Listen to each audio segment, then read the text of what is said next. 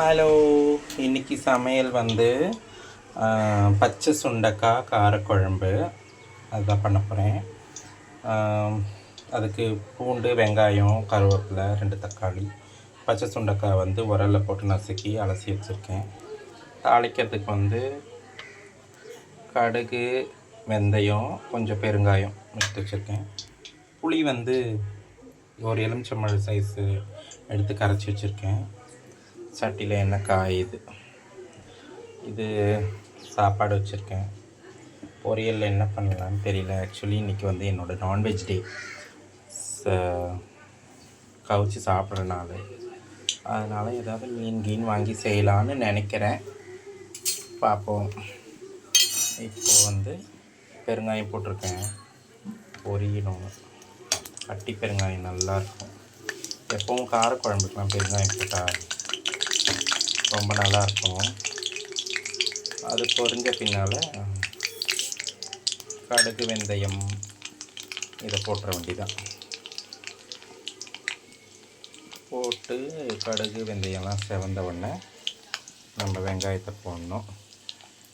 எனக்கு வந்து பூண்டு ஃபஸ்ட்டு எல்லோரும் போடுவாங்க. ஆனால் பூண்டு எனக்கு போட அப்படி பிடிக்காது. ஏன்னா பூண்டு வந்து மேலே அந்த ப்ரௌன் கலர் ஆகிடுச்சுன்னா எனக்கு அவ்வளோவா இஷ்டம் இருக்காது.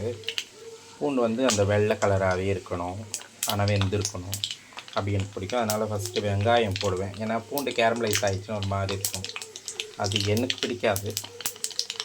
இப்போ கடுகு நல்லா வெடிச்சிடுச்சு. ஸோ நம்மளோட சிறிய வெங்காயம் அதை எல்லாத்தையும் போட்டுருவேன்.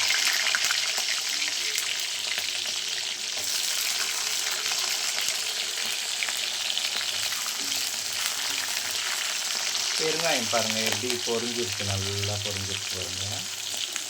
இதை நல்லா வதக்கிட்டு இப்போ போட்டுருவேன் பூண்டு. இப்போ பூண்டை போட்டுடுவேன். இப்போ கருவேப்பிலை போட்டுருவேன்.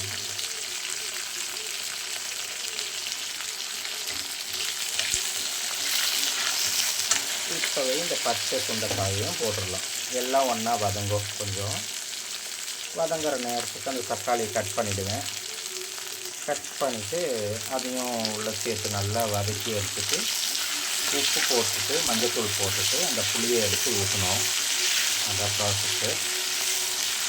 இது நல்லா வதக்குறேன். இந்த ஸ்டேஜில் வந்து நம்ம வந்து உப்பு சேர்க்கலாம். வெங்காயம் வதங்கிறதுக்கு உப்பு சேர்க்கலாம்.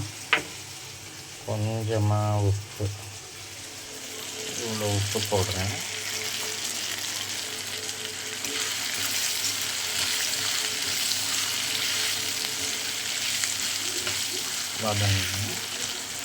வெங்காயம் வந்து கண்ணாடி பதம் வந்துடுச்சு. ஸோ தக்காளி நறுக்கி வச்ச தக்காளியும் போட்டு வதக்க வேண்டியது. தக்காளி வதங்கிட்டதுக்கப்புறம் நம்ம பொடியெல்லாம் சேர்த்துட்டு அப்புறம் புளியை ஊற்றணும். தக்காளி நல்லா வதங்கட்டும். பாருங்கள், தக்காளி நல்லா வதங்கி தெரியாமல் ஆயிடுச்சு.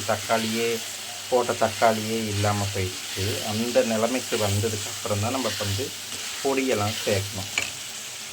பொடினா ஒன்றும் இல்லை, மிளகா பொடி தான். நம்ம வீட்டில் அரைச்சி வச்சுருக்கிற மிளகா பொடியை 1 2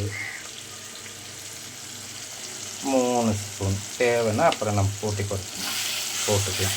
இது நல்லா 1 நிமிஷம் வதங்கணும்.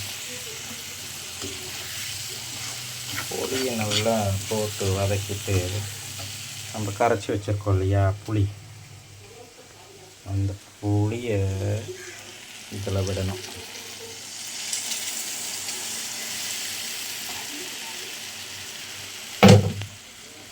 விட்டு தண்ணி தேவைன்னா எவ்வளோ தண்ணி வேணுமோ அந்த அளவு தண்ணி. இதில் ஒன்று லாஸ்ட்டில் சேர்க்க வேண்டியது துளியோண்டு வெல்லம். அது எவ்வளோன்னு நான் காட்டுறேன். பாருங்கள், இந்த குட்டியாக இது சின்னதாக தெரியுது. இந்த பாத்திரத்துக்கு எவ்வளோன்னு இருக்குது பாருங்கள். இந்த சைஸ் வெல்லம், குட்டி வெல்லம் ஒன்று போட்டேன். அந்த புளியை வந்து என்ஹான்ஸ் பண்ணி அந்த உப்பு புளி வெல்லம்லாம் சேரும்போது அது ஒரு தனி டேஸ்ட்டு. இது என்னோடய ஸ்டைல் காரக்குழம்பு. இது வத்த குழம்புன்னு சொல்லலாம். ஆனால் இது வத்தல்லாம் போடல. அதே மாதிரி ரொம்ப வத்தியும் கெட்டியாகவும் இருக்காது இது. அதனால் இது என்னோடய ஸ்டைல் காரக்குழம்பு. பச்சை சுண்டக்காய் காரக்குழம்பு. இது ஃபைனல் அவுட்புட்டு நான் காட்டுறேன்.